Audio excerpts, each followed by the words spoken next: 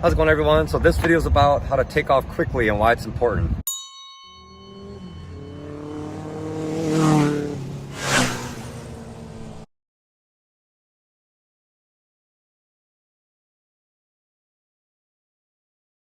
So I made this video maybe a couple years ago, and I'm just updating it because I've learned more things and I've practiced and I've learned a bunch of stuff, especially from American Super Camp. They taught you how to do race starts. So like, oh yeah, that makes a lot of sense. So there's a lot of ways to do this, but the most important reason why I say you need to learn how to take off quickly. Say you're going through an intersection, it's a green light, someone blows through a red light, right? So you gotta be able to stop very fast. That's number one, right? But the idiot behind you is still texting or Facebook, whatever they're doing. So you're like, oh my, holy crap, you gotta be able to go and get out of the way. I mean, you're not going full throttle and going 100 miles per hour, but just go, get out of the way before you get hit from behind. Same thing, you're at a stoplight, you're in first gear, you're waiting around. You look in the mirror, that guy doesn't look like he's gonna stop. Dude, go. You gotta be able to take off quickly and have confidence to do that. So that's why this is important to know. A couple ways to do it. In the first video, I'm like, sometimes you like hold yourself back a little bit. You get the bike in the friction zone so it's ready to go. Your kind of feet are holding you back a little bit. That's one way. There's also another way, right? You can use your front brake, ease out the little bit of throttle, ease out the clutch, you get in the friction zone. But when you use the front brake, the suspension collapses forward. But then once you release the clutch and go to take off, the suspension rebounds. So you have the rebounding effect and like that, probably more likely to wheelie. So I'll show you that. Let's look at the front brake. So I got on the front brake. The front end dips down.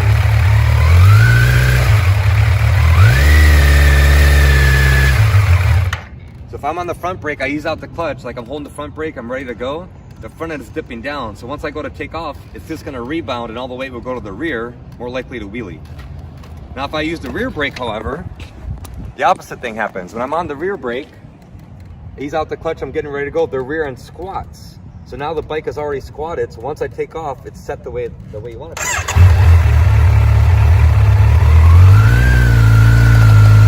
See that? It squats down.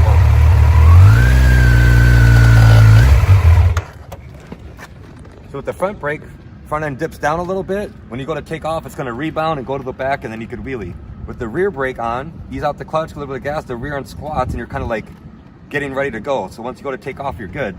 Another benefit with the rear brake, if you release the clutch, if you just drop the clutch too fast, you just stall the bike.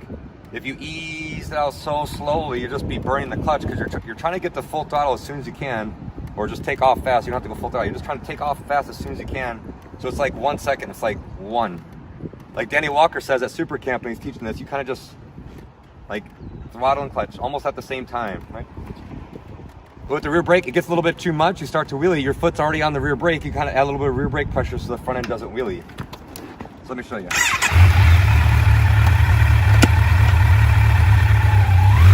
Rear brake.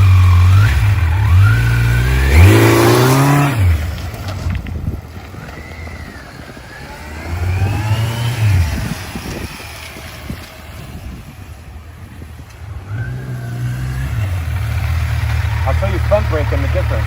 So now the front end will go down, then I'll take off.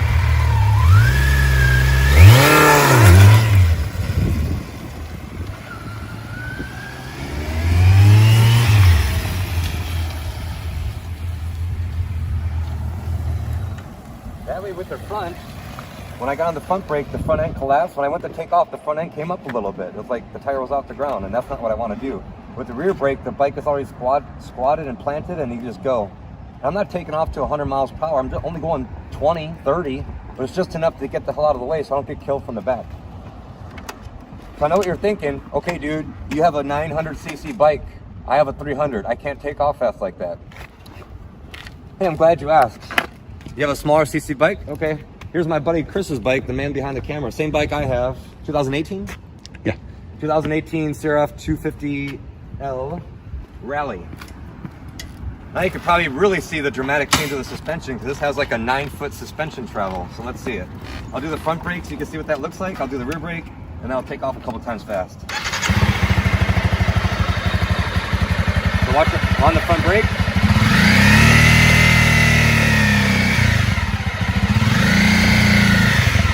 all that weight goes forward, and that's not, so when I go to take off, the springs are gonna rebound, I'm gonna take off, and I'm trying to do that, it's gonna want to wheelie. Now watch the rear end, rear brake.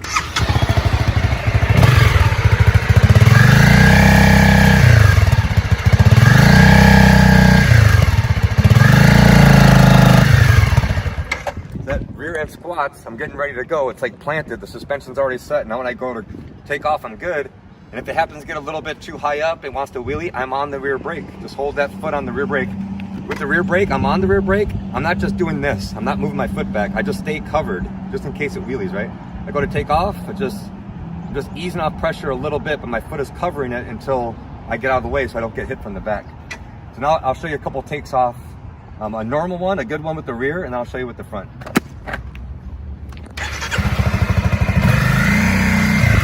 Rear brake.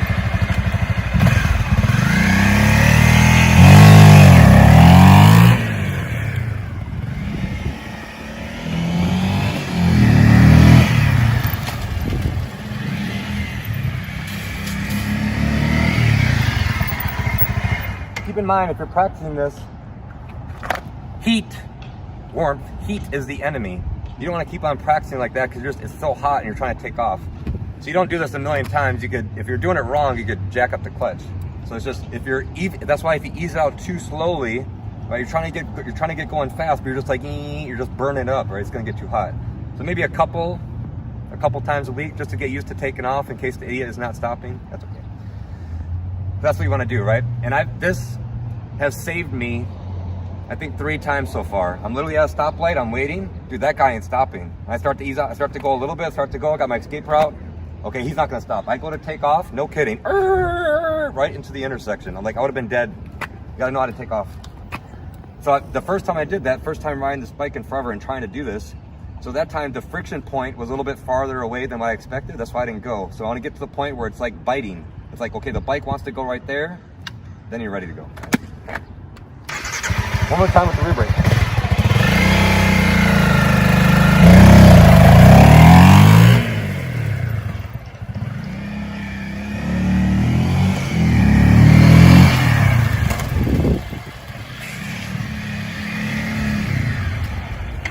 What RPM are you supposed to be going at? Max torque, max RPM, halfway. Just do experiments. It's different for every bike and what you feel like doing. Who really cares? Just experiment with it, right? Now front brake.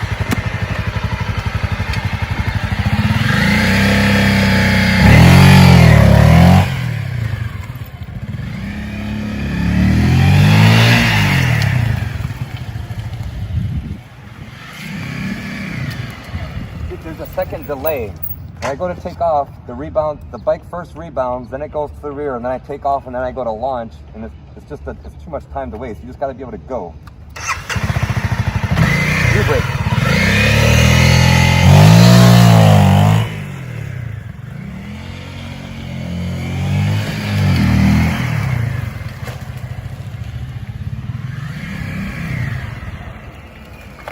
While you're doing this, I mean, you're not taking off and going second, third, fourth gear. You're just staying in first. Why is this important? Again, you're at a red light, idiot is not stopping behind you, you gotta go. Or you're going through intersection, someone blows the light, holy crap, I gotta slow the hell down. Like, man, I'm glad I didn't T-bone the car, but now someone's behind you, dude, go. That's why it's important to practice emergency braking. Make sure you're in first before you stop so you are able to take off.